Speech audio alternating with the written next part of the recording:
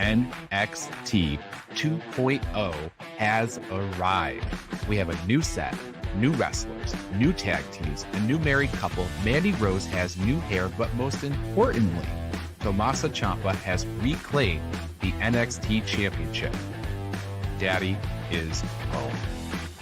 I'm Ryan Joy, and I run MinutesToBellTime.com, a website and database tracking pro wrestling from around the world. On today's show, we're talking about all we saw on last night's NXT 2.0. The NXT Guru John Smith is in the house. We have headlines from the last 24 hours, and this is the Daily Wrestling News Show for September 15th, 2021, where we sort through all the bullshit in wrestling news to find you the truth.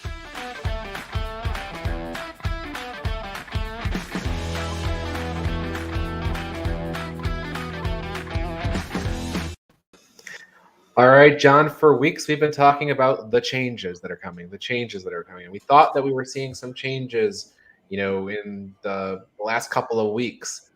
But last night was the big change, the debut of NXT 2.0. Yeah, and quite the change it was. I mean, a few weeks leading up to this, I was worried. And then last week I heard that Triple H wasn't relinquishing control. So then I almost got too comfortable with the idea. And then we see a million people we've never seen before. The show looks completely different. We have a wedding out main eventing, a vacated title 4-way championship match, which, seems very par for the course for Vince McMahon. But, I'm keeping an open mind about it and love that Ciampa won that title. Yeah, not to mention the fact that the advertised Frankie Monet and Raquel Gonzalez title match just disappeared. There was no mention of it. There even was a Raquel Gonzalez video package, and I got the impression that they were catering to the idea that people were tuning in for the first time, for this relaunch, that there was interest that they maybe think that they had generated off of the 2.0 commercials and things, so that they, even though they didn't give us the advertised match, they gave us the video package to let those people know who the women's champion was. Yeah, and if that was the case, then I think that's the right thing to do, because not too many people will know of Raquel Gonzalez if they haven't watched in the past year or so. But I guess this was to introduce us to everybody, even me and you, to a few people we've never seen before. But all at the end, it's all tied together with, okay, Tommaso Ciampa is your champ, though, so not everything is changing. We still got your Mr. NXT for you. Yeah, so let's talk. I mean, let's not bury the headline. We've got about all that other stuff, all the new people, all the second generation stars that appeared on screen last night, and 6 debuts, all that stuff we got to talk about. But the lead story has to be Tommaso Ciampa reclaiming Goldie, the greatest love story between Tommaso Ciampa and Goldie. It appears we now have the sequel to that story 908 days after the last story ended. That's a long time to go without a sequel. Yeah, and I think this is the outcome I least saw coming going into the night. I mean, once O'Reilly was replaced with, I forgot his name already, the fourth guy. Von Wagner. Then there was no way he was winning in my mind. Although there was a slight chance, because it is Vince McMahon booking this particular show.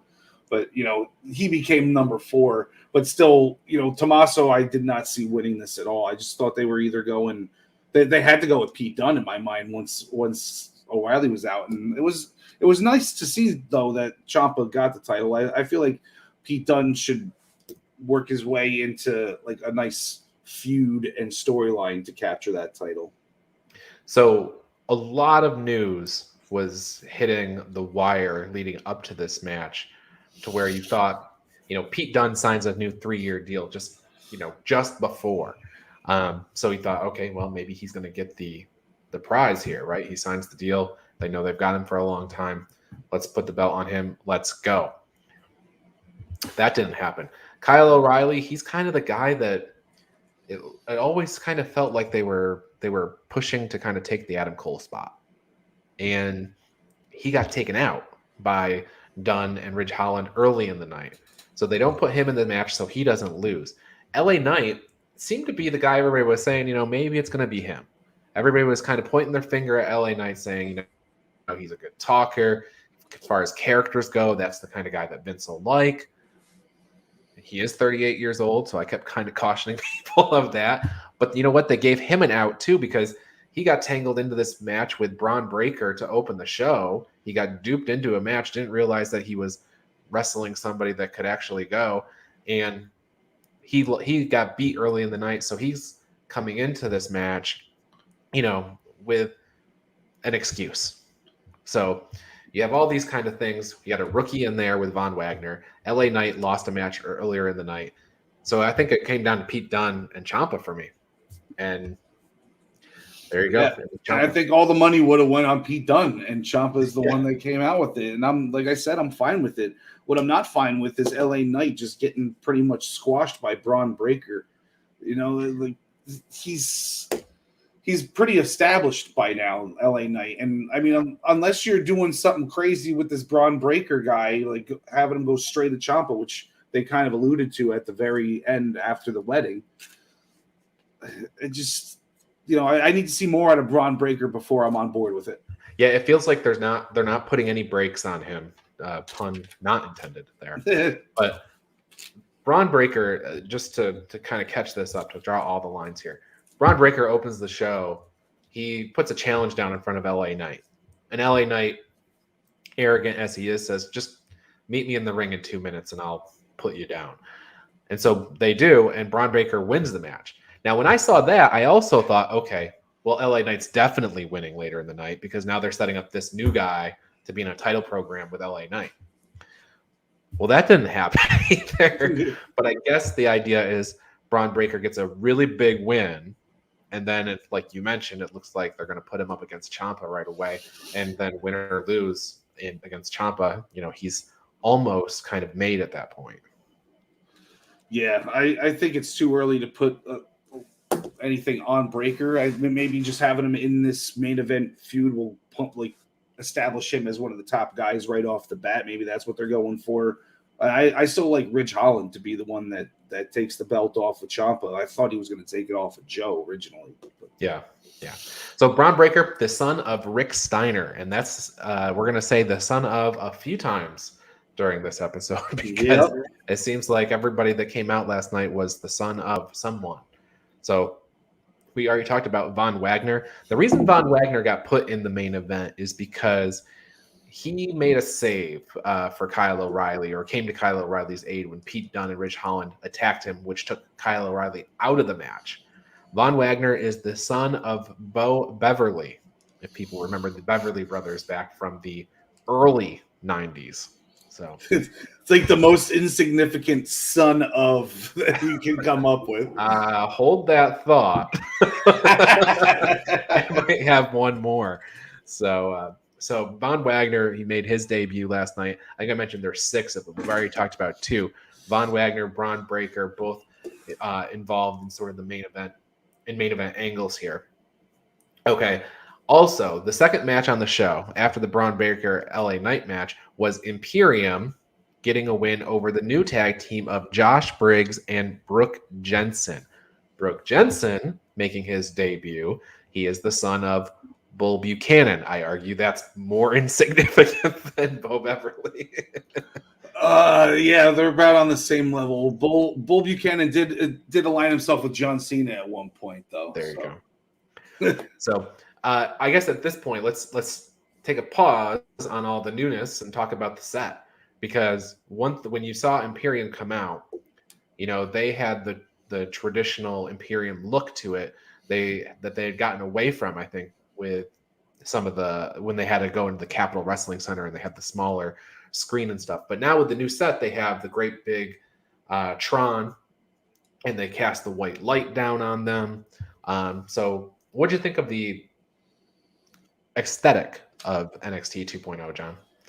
It was a little brighter than I'm used to and what I would have liked. And, you mentioned that you kind of liked the fact that it was more, there was more light.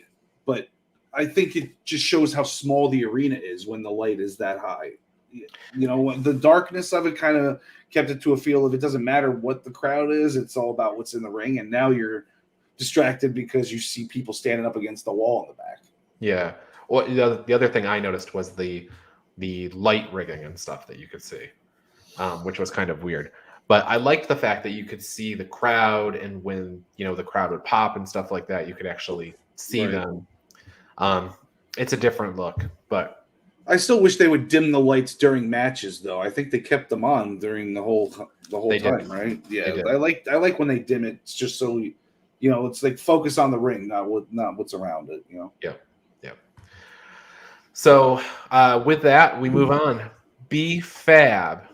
Now, the B stands for beautiful, as we learned in their promo. But B-Fab had her first outing. She wrestled Katrina Cortez, got a win here, mainly getting ready to set up her match with Elektra Lopez that's coming at some point.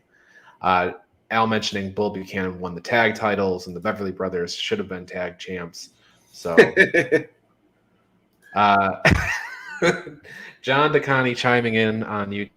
NXT 2.0 aesthetic, unicorn vomit, he says. So the multicolor thing is fine by me. I'm not opposed to it. It looks like what's her name, Maud Lebowski painted it on her on it's a big Lebowski reference. I don't think anybody's gonna get that. But B-Fab. So what did you think she looked? How did you think she looked in the ring? Yeah, I couldn't really tell. We only got a few moves out of her, and then she pinned Katrina Cortez, who just looked like she's never worn a mask in her life. They're like, "Here, put this on." But yeah, I mean, I'm interested to see if she can actually go. I'd like to see her go in a match with somebody for 10 minutes. But until then, I'm not going to really, make an assessment.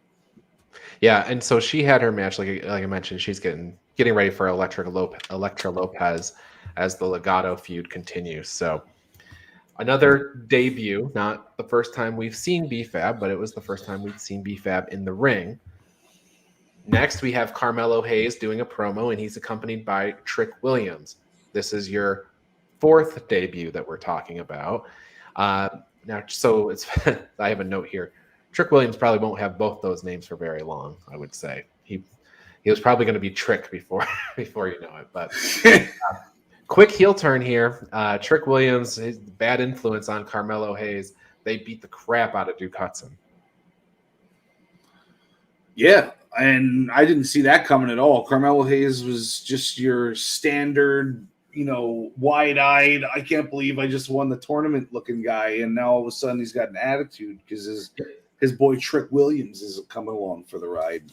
Yeah, and he even invoked John Cena, right? Like in the very first promo with the whole ruthless aggression thing, right? So yeah. So like you wouldn't expect him to do a heel turn at all, but yeah, not so soon. And I mean, the Duke Hudson thing, isn't Duke Hudson supposed to be a heel? Like, why'd they attack him? But I guess it's like whatever. They'll start attacking the faces soon.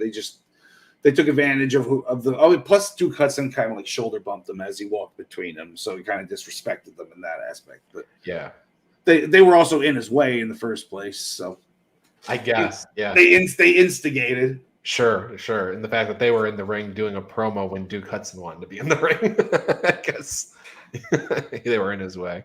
Yeah.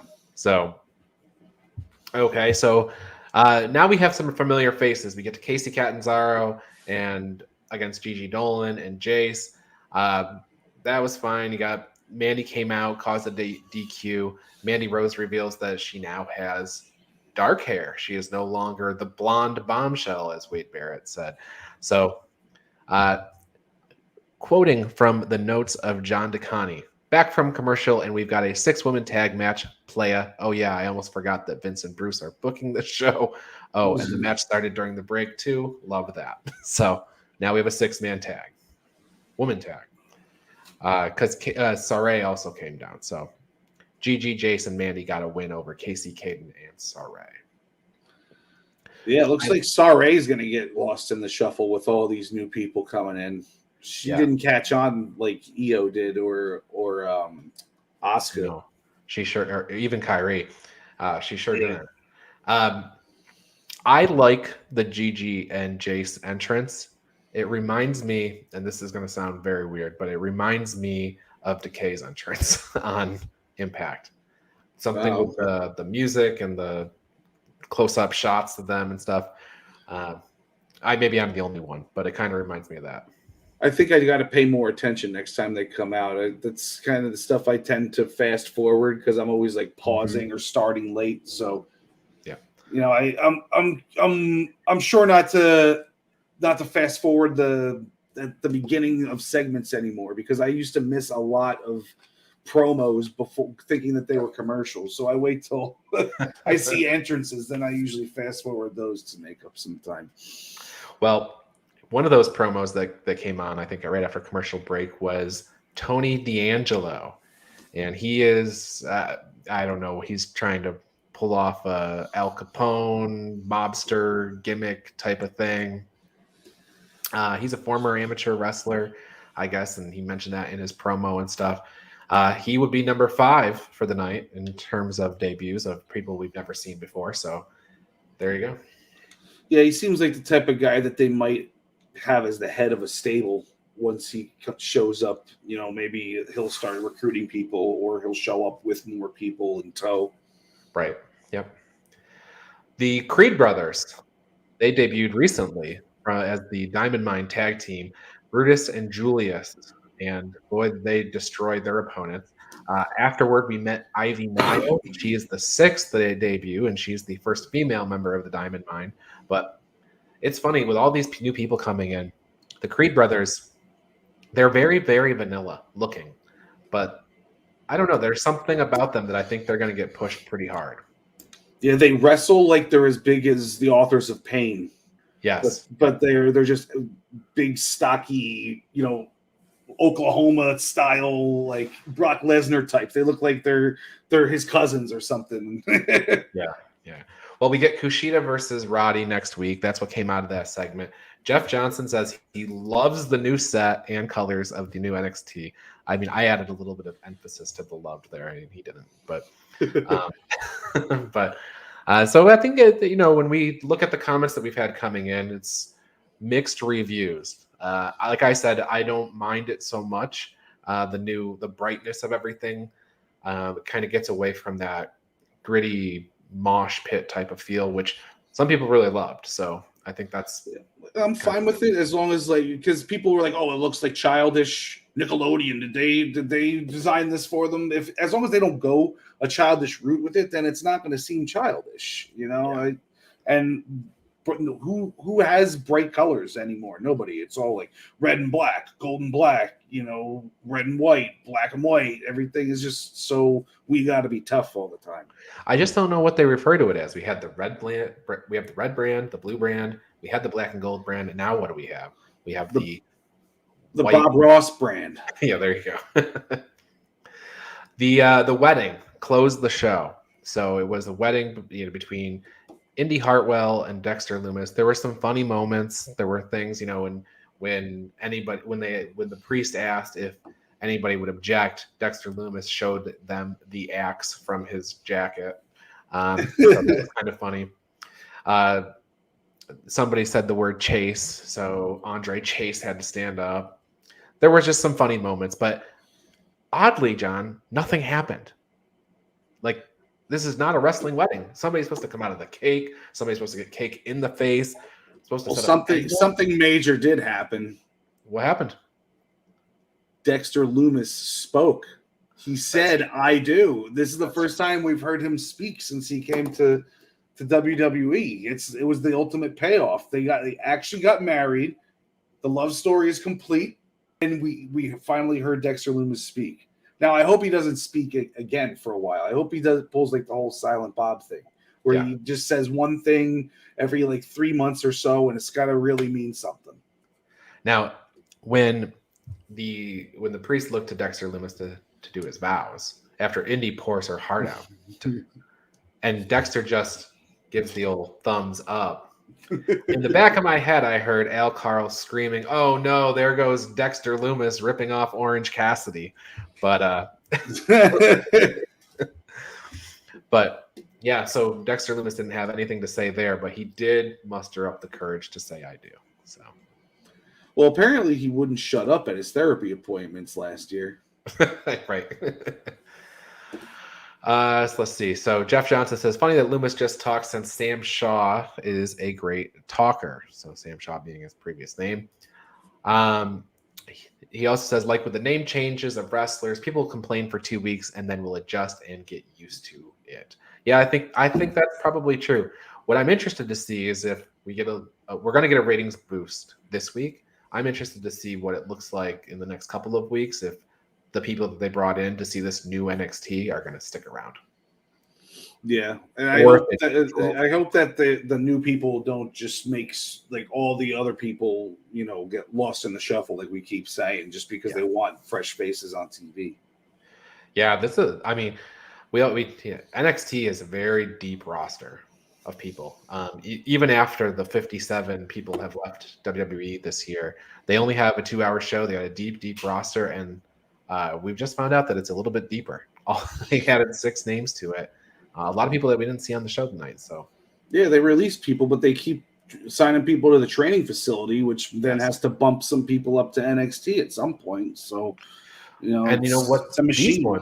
These are ones that they had just signed earlier this year. So a lot of times people go into that performance center system and we don't see them for 2 years.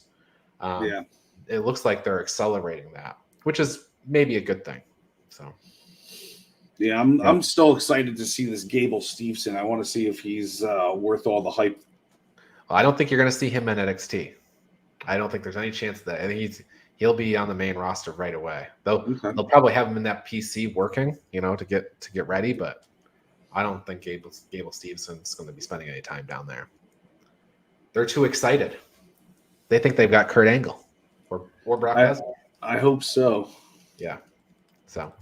Yeah, I hope so too. I think that would be great. Listen, if somebody if we have another Kurt Angle or Brock Lesnar come around, then throw all the money at him. It's a lot to ask of this poor young guy, though. So, yeah. All right, John. Well, with that said, let's take a short break, and when we get back, we'll talk about what few headlines we have from yesterday that were not NXT related. So stick with us, and we'll be right back. If you love the Daily Wrestling News Show, then I want to tell you how you can support us. First, check out bodyslamclothes.com. You can get a variety of shirts for just $20, and all of them come in the super soft style, and the price you see includes all sizes and shipping. Get 10% off 2 or more shirts with the promo code SHIRTS10. Go to bodyslamclothes.com right now to check it out.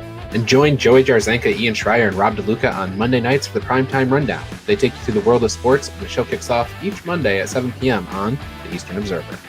And each Tuesday, Al Carl hosts the Essential Wrestling Podcast alongside John Smith, myself, John DeConnie, and Gary Mahaffey. It's another week of updates and highlights in the world of wrestling. Here are our analysis on who we think is going to win the week's matches. Coverage begins at 6 p.m. on the Eastern Observer. And Pro Wrestling Pick'em. It's a place where you can join or host a Pick'em League to test your predictive skills in the world of pro wrestling. Create an account and join a league now at ProWrestlingPick'em.com so you can play against your friends or play against the universe. And the Body Slam Brigade newsletter, currently going out to over 4,200 people each Friday. It consolidates all the top stories in professional wrestling into a quick-to-read email written by me for you for free. Sign up now at bodyslambrigade.com. And of course, this show, the Daily Wrestling News Show. We're here every day, Monday through Thursday, and occasionally on Friday. You can listen to us on Apple Podcasts and Spotify, or watch us live on Facebook and YouTube at 10 a.m. This is the Daily Wrestling News Show, and we thank you for your support.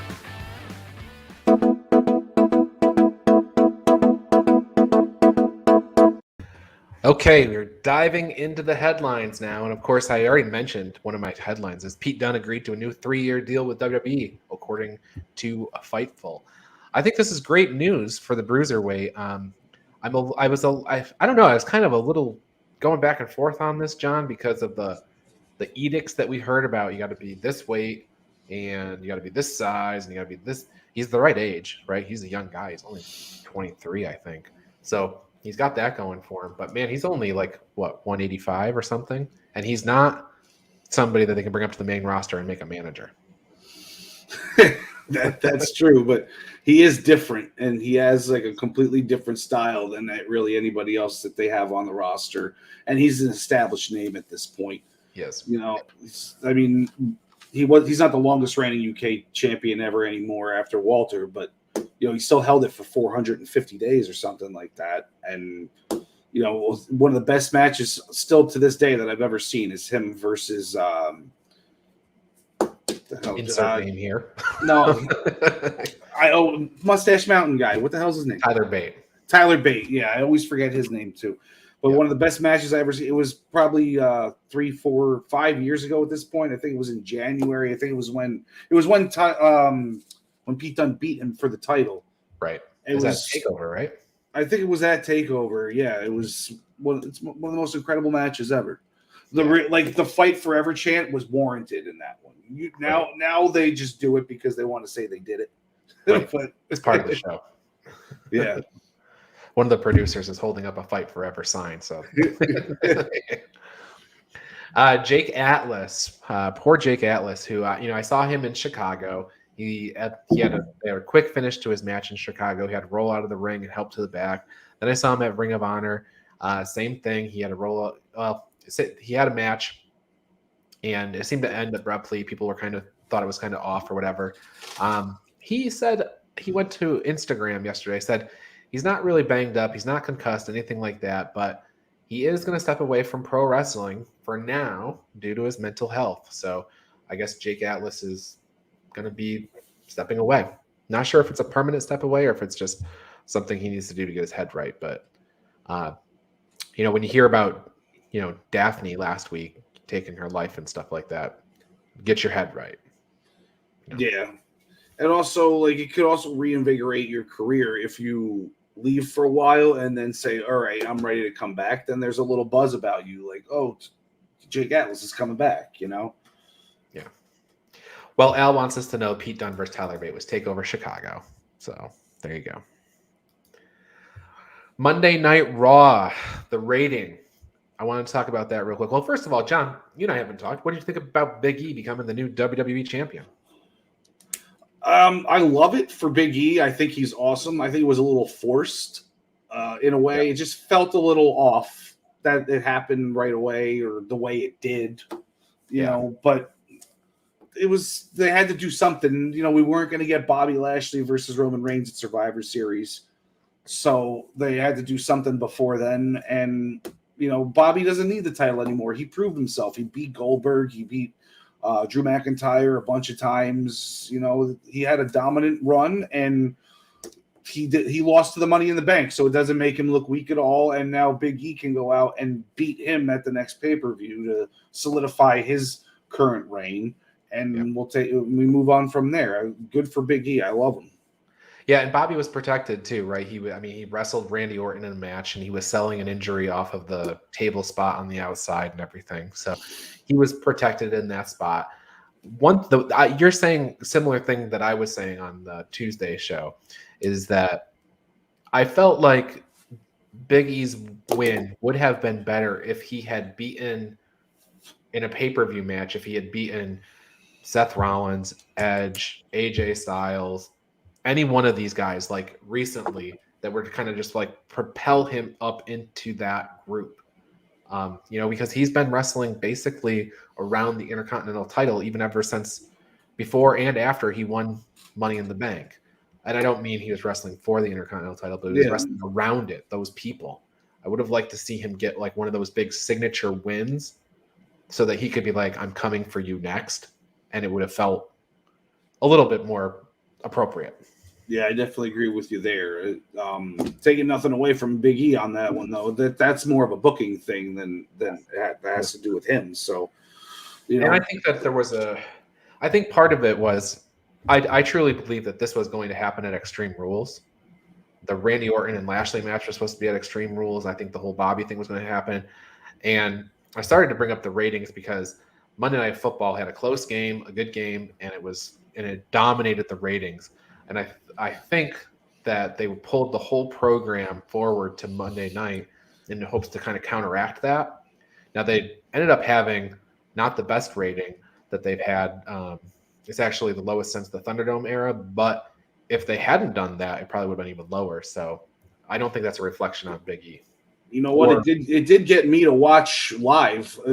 I'm big into the football myself, and I have no problem watching wrestling the next day and just staying off the internet, like for spoiler purposes. So the only reason that I was watching live was because of Big E cashing in at some point that night.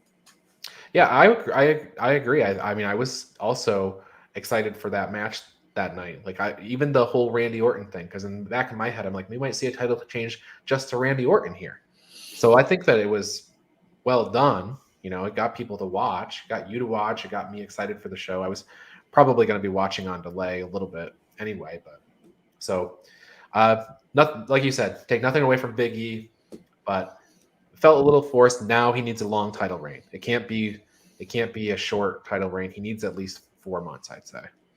Otherwise, he goes right back where he started.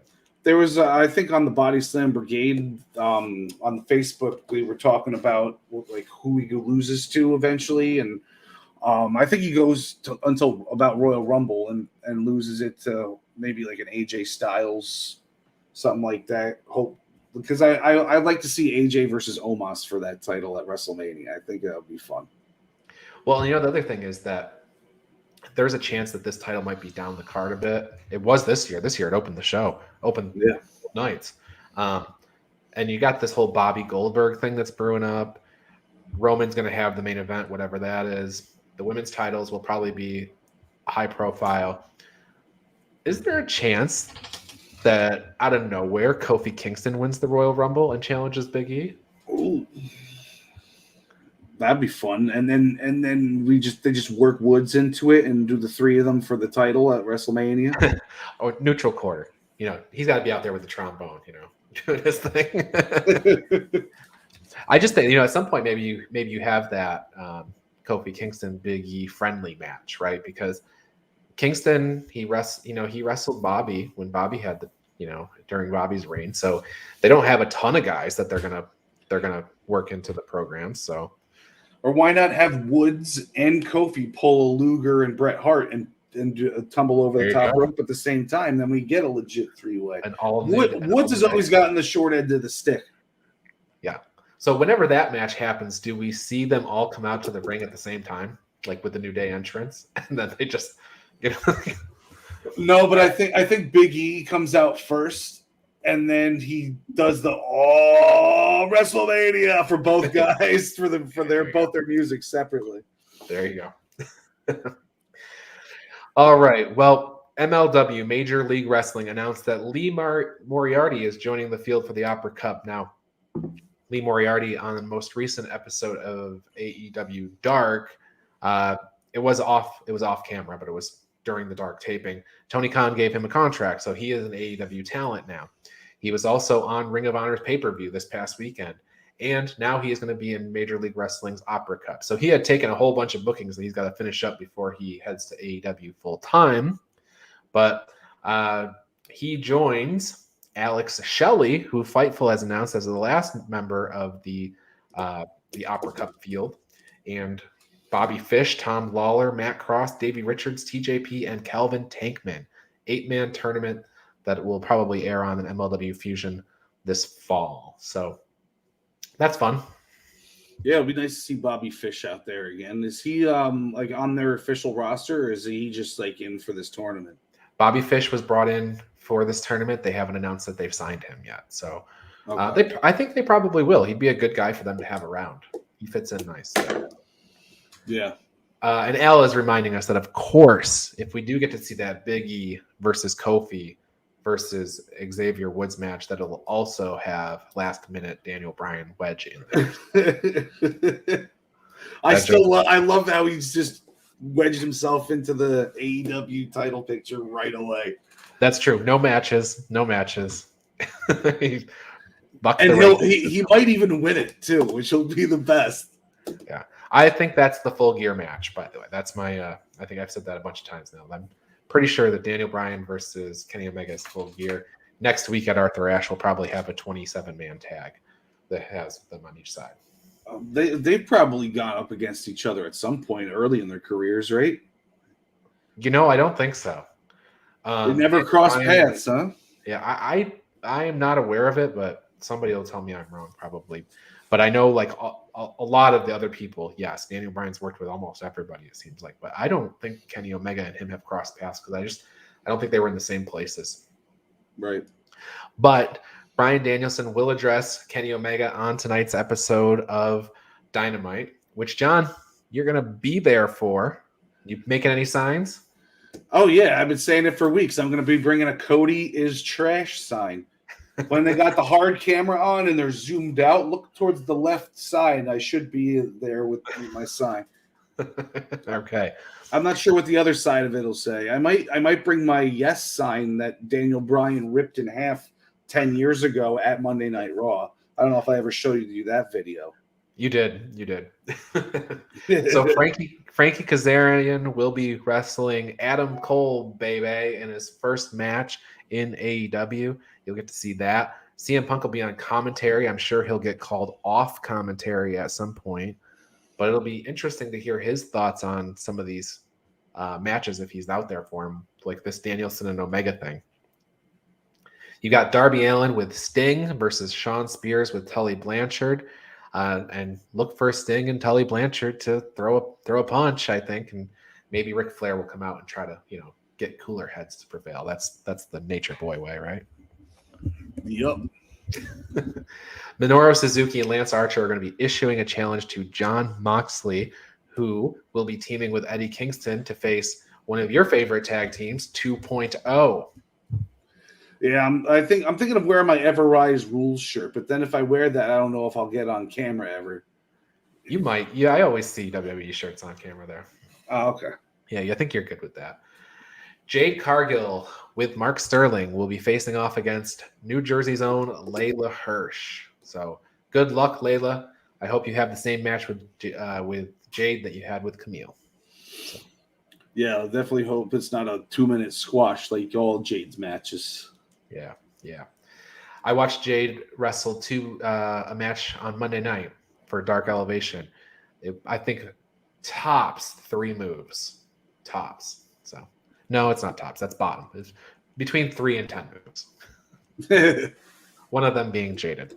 All right, John. Anything else that any advice or anything you want to tell people about? Yeah, I kind of alluded to it already with the signs. My word of advice is whenever you go to an event, make a big sign. That way you can see where you were in the crowd and you can point to it 20 years later. Like WrestleMania 18, I could point to my sign like, oh yeah, see that sign? That's me. You got to take my word for it, but at least I know where I was.